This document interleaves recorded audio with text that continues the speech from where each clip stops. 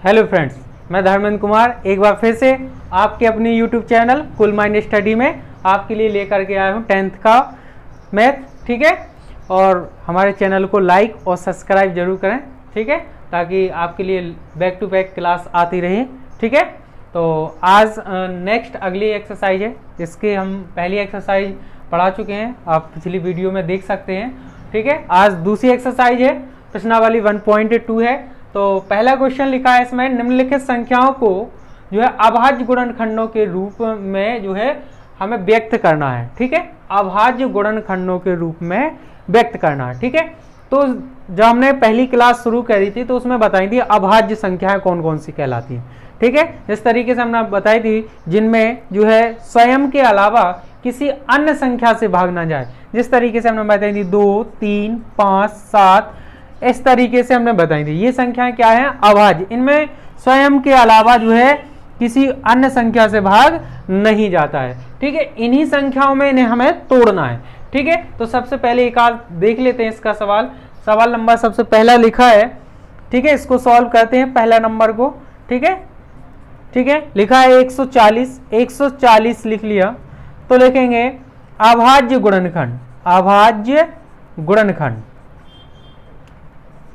गुणनखंड। ठीक है, इतनी बात तो क्लियर है। अब इसको 140 को हम लिखेंगे कैसे? देखिएगा, 140 को अलग से तोड़ लीजिएगा। ठीक है, इस तरीके से। ठीक है, 2 का भाग जा सकता है, 2 सत्ते 14, 0 रहेगा। 2 का भाग जाएगा, 2 तियम 6, 2 पंचे 10। ठीक है, अब 5 से जाएगा 5 सत्ते 35 और अब 7 से जाएगा 7 एकम। इन्हीं संख्याओं को हमें गुणा के रूप में लिख देना है। तो देखिएगा क्या हुए हैं गुणनखंड इसके पहले।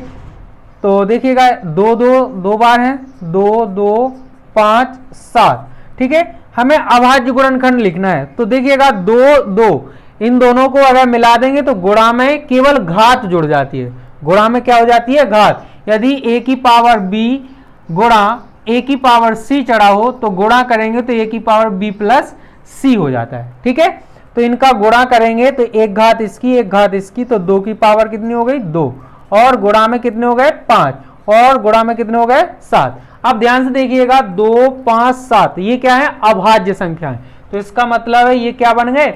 अभाज्य गुणनखंड। ये क्या हो गया इसका आंसर? ठीक है, बात क्लियर है। और इसी तरीके से ये जो 4 सवाल दिए गए हैं इनको भी लगाना है। एक आध और देख लेते हैं। ठीक है, एक आध सवाल और देख लेते हैं जरा।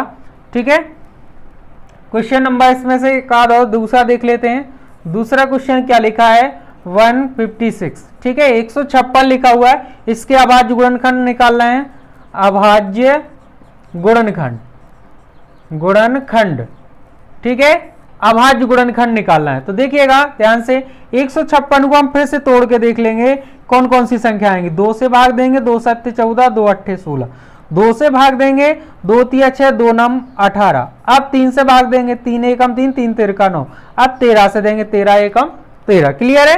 तो इन संख्याओं को हम गुणा में लिखेंगे, 2, 2, 3 और ये 13। क्लियर है? अब ये गुणा में है, सेम संख्या, इसलिए घात जुड़ जाएगी। तो 2 की घात कितनी हो जाएगी? 2, और ये कितना है? 3, और ये कितना है? 13। यही क्या हो गया हमारा आंसर। ठीक है, इसी तरीके से ये 3 क्वेश्चन और लगाने हैं। ठीक है, इनको लगाइएगा। बाकी नेक्स्ट क्वेश्चन की ओर चलते हैं। ठीक है, नेक्स्ट क्वेश्चन की ओर आते हैं। क्वेश्चन नंबर 2 लिखा है, पूर्णांकों के निम्नलिखित युग्मों के HCF यानी कि हाईएस्ट कॉमन फैक्टर यानी कि मासा ज्ञात करना है, और LCM यानी कि लासा ज्ञात करना है। और कहता है इसकी जांच भी करना है कि 2 संख्याओं का यदि हम गुणा कर दें और मासा और लासा का गुणा कर दें तो दोनों को क्या आना चाहिए? बराबर आना चाहिए। तो देख लेते हैं इसका पहला सवाल, देख लेते हैं, हल करते हैं पहला सवाल। ठीक है, तो पहले सवाल में कितना लिखा है? 26 और 91। तो सबसे पहले 26 के हम क्या लिखेंगे? 26 के अभाज्य गुणनखंड। ठीक है, अभाज्य गुणन। अभी हाल हम तोड़ना बताएं, 26 को क्या लिख सकते हैं? 2 गुणे 13, 13 दूनी 26 बस। ठीक है, अब क्या लिखेंगे? 91 के अभाज्य गुणनखंड। इतनी बात क्लियर है? अभाज्य गुणनखंड। तो देखिए इसको लिख सकते हैं 13 सते 91। ठीक है, क्लियर है? तो देखिएगा इनमें दोनों में कॉमन संख्या कौन सी है, देखिएगा 13 इसमें है और 13 इसमें, यही क्या कहलाएगी, हाईएस्ट कॉमन फैक्टर, यानी कि सब वह बड़े से बड़ा मान जो दोनों में क्या होगा, कॉमन होगा। ठीक है, उसी को क्या कहते हैं, HCF। तो देखिएगा HCF क्या हो जाएगा अपने पास 13, और LCM क्या कहलाएगा अपने पास, LCM।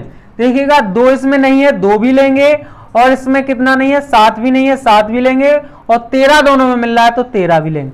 तो ये हो गया HCF और ये हो गया LCM। क्लियर है इतनी बात। अब देखिएगा दोनों चीजें निकालने के लिए कहा था, हमने दोनों चीजें निकाल ली। ठीक है, यहां तक सवाल अपना लग चुका है। आगे क्या कहता है, इसकी जांच कीजिए कि दो संख्याओं का गुणनफल HCF और LCM के गुणनफल के क्या है, बराबर। तो जांच देख लेते हैं यहां से। अब क्या लिखेंगे, जांच। ठीक है, क्या लिखेंगे, जांच। तो लिखेंगे जांच में दो संख्याओं का गुणनफल बराबर HCF गुणा LCM। क्लियर है इतनी बात।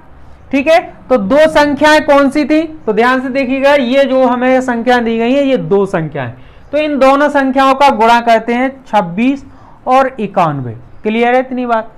बराबर में गुणा करते हैं, देखें HCF कितना है अपने पास, 13 है। ठीक है, गुणा कर लेंगे। LCM कितना है अपने पास, देखिएगा ध्यान से, 2 गुणे 7 गुणे 13। इतनी बात तो क्लियर है।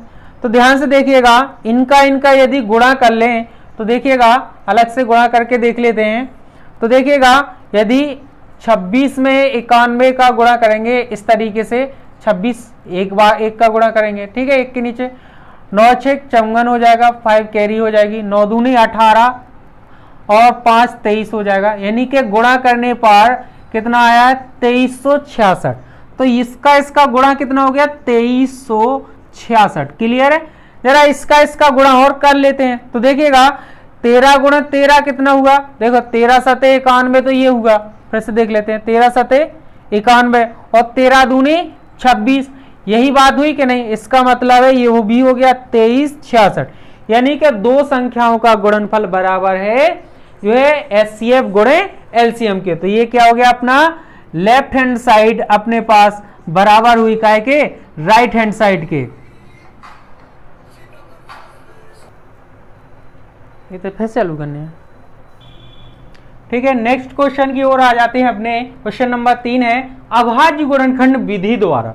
ठीक है, जो अभी हम कर रहे थे, अभाज्य गुणनखंड निकाल रहे थे संख्या के, उस विधि के द्वारा निम्नलिखित पूर्णांकों के जो है HCF यानी के मासा और LCM यानी के लासा ज्ञात करना है। तो सबसे पहले देख लेते हैं हल, पहला वाला कर लेते हैं हल। तो ध्यान से देखिएगा, फर्स्ट वाला हल कर रहे हैं। तो लिखा है 12, तो 12 के सबसे पहले क्या निकालो, 12 के अभाज्य गुणनखंड, अभाज्य गुणनखंड। ठीक है, गुणनखंड। क्लियर है। 12 के अभाज्य गुणनखंड क्या होंगे, तो देखिएगा यदि 12 को तोड़ेंगे, 12 को इस तरीके से यदि तोड़ेंगे, 2 6 12, 2 से तोड़ेंगे 2 3 6 और 3 1 3, ये हुए ना। तो इस तरीके से लिख सकते हैं 2 2 3। क्लियर है इतनी बात। ठीक है, तो देखिएगा इनको क्या कर सकते हैं, 2 का 2 में गुणा करेंगे, तो देखते हैं आगे। तो इसको इस तरीके से लिखेंगे, गुणा करेंगे तो गुणा में घातें जुड़ जाएंगी, तो 2 की घात कितनी हो गई, 2 × 3। ये क्या होगा, इसके अभाज्य गुणनखंड। अब देखिएगा 15 के अभाज्य गुणनखंड निकालते, 15 के अभाज्य गुणनखंड। क्लियर है इतनी बात। अब देखिएगा 15 को क्या लिख सकते हैं, 3 से काटेंगे, 3 5 15, 3 और 5 होंगे, 3 गुणे 5 हो गए। क्लियर है इतनी बात।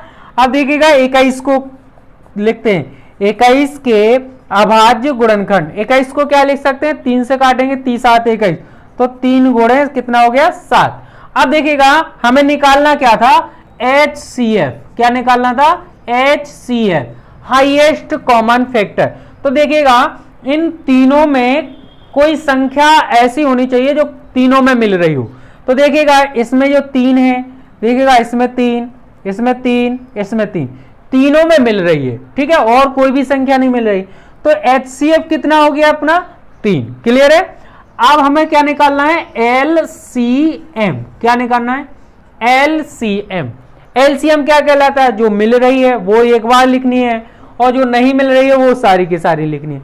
तो देखिएगा इसमें 2 की घात 2 कहीं नहीं मिल रही है, तो यहां पे लिखेंगे 2 की घात 2, ठीक है, गुणा, फिर लिखेंगे देखिएगा 3 सब जगह मिल रही है तो एक बार 3 लिख देंगे, क्लियर। ये 5 नहीं मिल रही है फिर भी 5 लिखेंगे, ये 7 नहीं मिल रही है ये भी 7 लिखेंगे।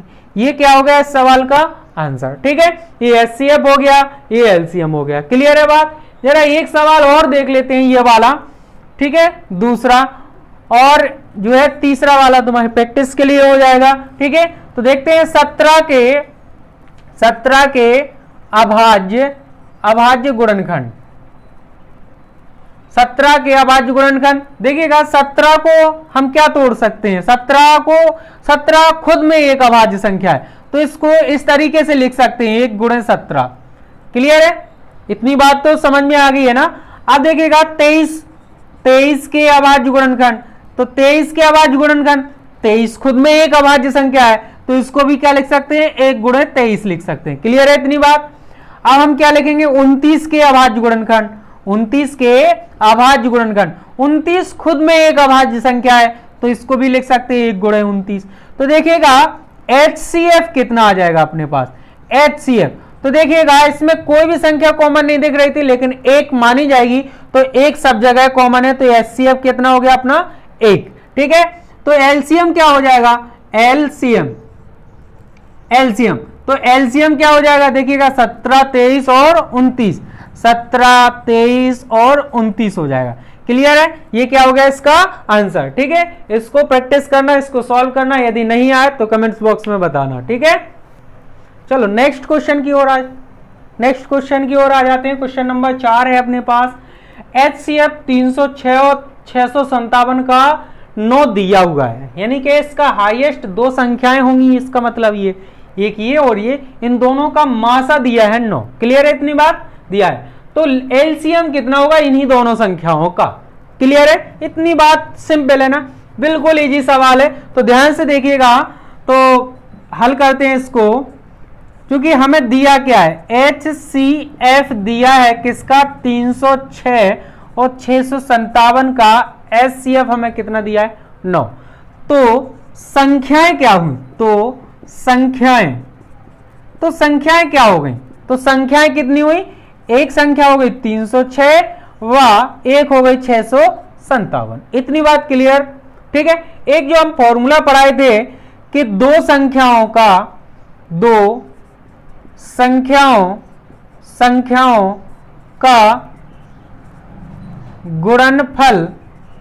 गुणनफल बराबर होता है HCF गुणे LCM, इतनी बात क्लियर है, यही पढ़ाए थे था। तो देखिएगा दो संख्याओं का गुणनफल, तो संख्याएं कौन कौन हुई 306 और 657, तो 306 मल्टीप्लाई 657, क्लियर है। HCF, तो इन्हीं दोनों संख्याओं का HCF कितना दिया था हमें 9, क्लियर है। अब हमें निकालना क्या था LCM, क्लियर है। तो ये किसके बटे में चला जाएगा, इसके, तो LCM बराबर क्या हो जाएगा, LCM बराबर कितना आ जाएगा 306 गुणे 657 बटे में 9, ठीक है। अच्छा 9 का इसमें क्या कर ले अपन, भाग दे लेते हैं जरा, तो LCM बराबर क्या हो जाएगा, 9 से भाग देंगे, 9 तिया 27, 9 तिया 27, कितना बचेगा 3 और 9 चौक 36 गुणे 657, ठीक है। इसका गुणा कर लेंगे, LCM बराबर कितना हो जाएगा, इन दोनों का क्या कर लेना, गुणा कर लेना, जो संख्या आ जाए वो क्या हो गया इसका आंसर, ठीक है। बाकी नेक्स्ट क्वेश्चन की ओर चलते हैं।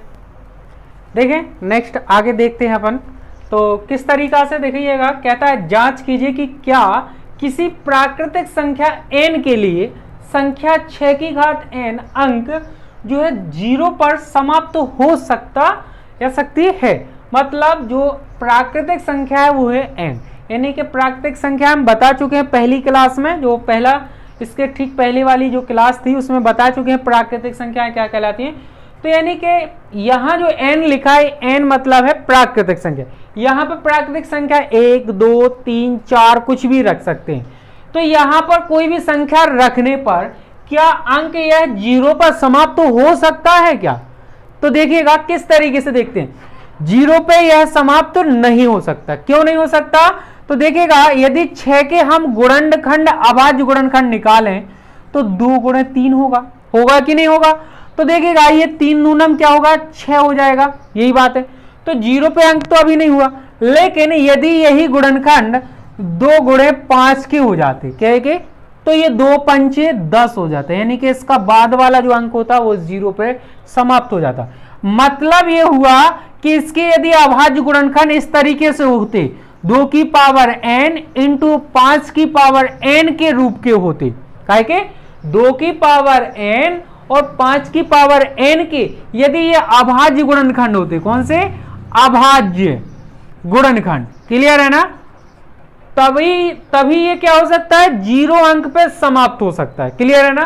तो देखिए 5 दूनी 10, यानी कि 0 अंक पे क्या होता है, समाप्त हो सकता है। लेकिन ये 6 की पावर n चढ़ा है, यहां पर कोई भी संख्या रख लेंगे हम, कोई भी, इस n से कोई फर्क नहीं पड़ने वाला, नेचुरल नंबर प्राकृतिक संख्या, इससे कुछ फर्क नहीं पड़ने वाला।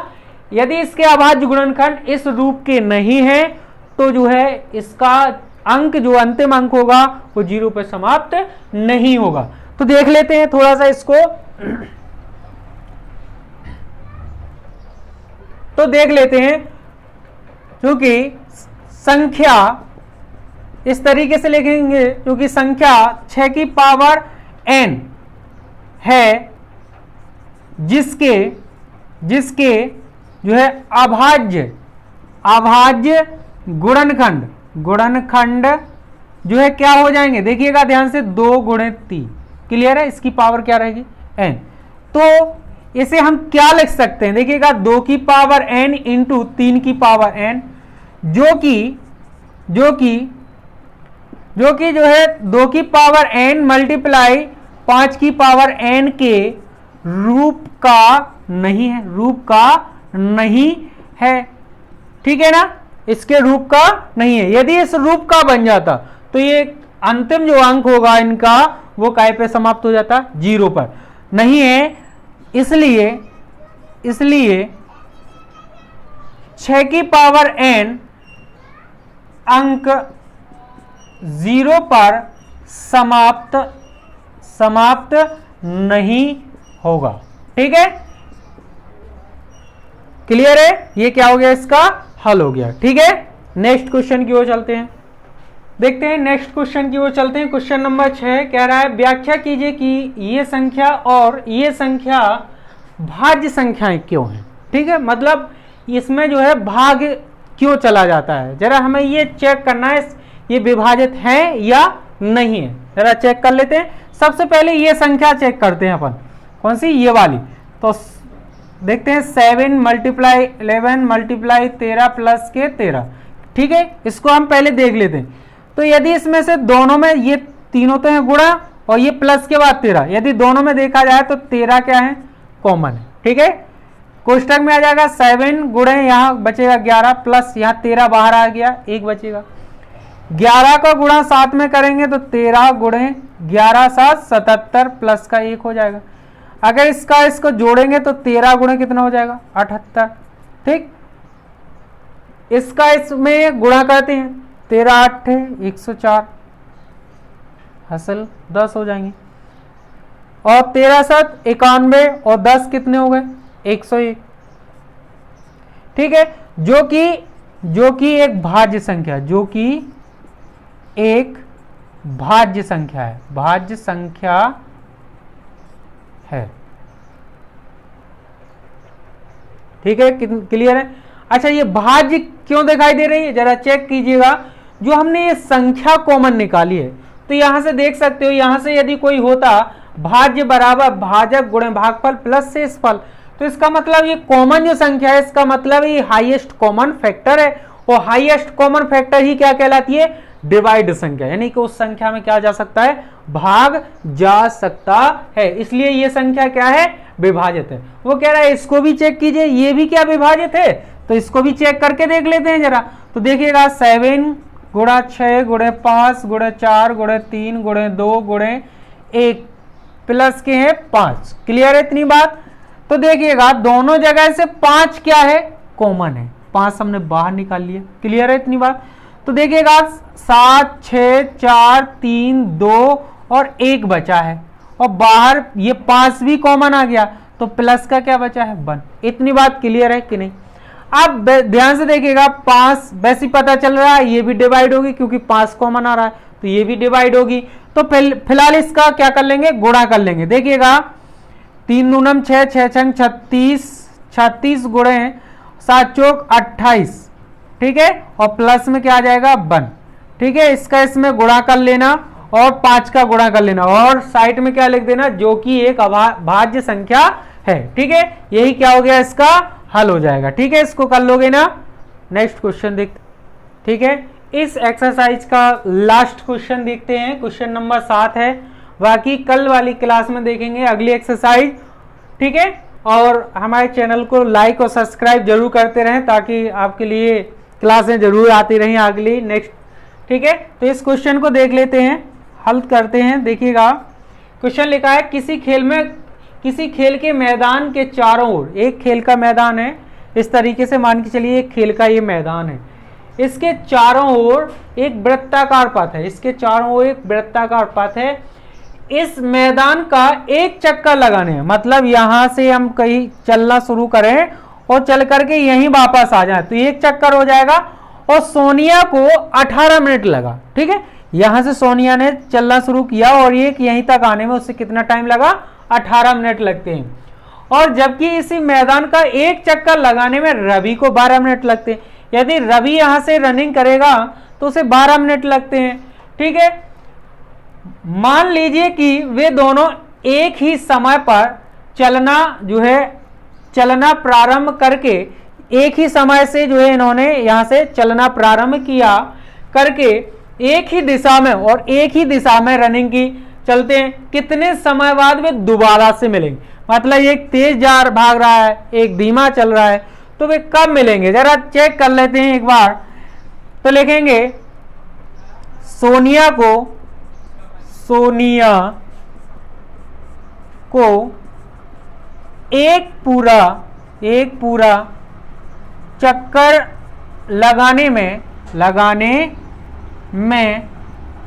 लगा समय कितना है, 18 मिनट। क्लियर है। इसके अभाज्य गुणनखंड तोड़ लेते हैं। क्या, अभाज्य गुणनखंड। क्लियर है इतनी बात। अभाज्य गुणनखंड देखिएगा तो इसको लिख सकते हैं 2 गुणे 3 गुणे 3। देखिए 3 दूनी 6, 6 ती 18। तो देखिएगा इसको लिख सकते हैं 2 गुणे 3 की घात 2 लिख सकते हैं। क्लियर है। अब देखिएगा रवि को, अब लिखेंगे रवि को एक पूरा चक्कर लगाने में लगा समय कितना है, 12 मिनट है। कितना है, 12 मिनट है।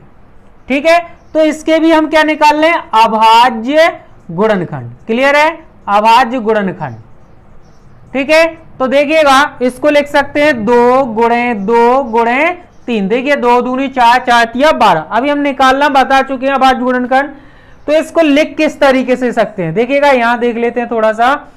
तो लिखेंगे उसको 2 की घात 2 गुणे 3 लिख सकते हैं। ठीक है, तो वे कितने समय बाद मिलेंगे, तो समय कितना होगा, समय निकालना है। समय मतलब जो है एलसीएम निकालना है, यानी कि हमें लासा निकालने के लिए कहा है। तो लासा देखिएगा, लासा जो संख्या मिलती है वो भी लिखनी है और जो नहीं मिलती है वो भी। तो देखिएगा इसमें अभाज्य गुणनखंड 2 है और इसमें 2 की घात 4 है, 2 की घात 2 है। तो हम सबसे पहले ठीक यही लिख लेंगे 2 की घात 2। ठीक है, एक बार मिल जाएगा, एक बार नहीं मिलेगा, तो 2 की घात 2। देखिएगा 3 एक बार है, यहाँ पे 3 की घात 2 है, तो यही बड़ी वाली संख्या लिख लेते हैं 3 की घात 2।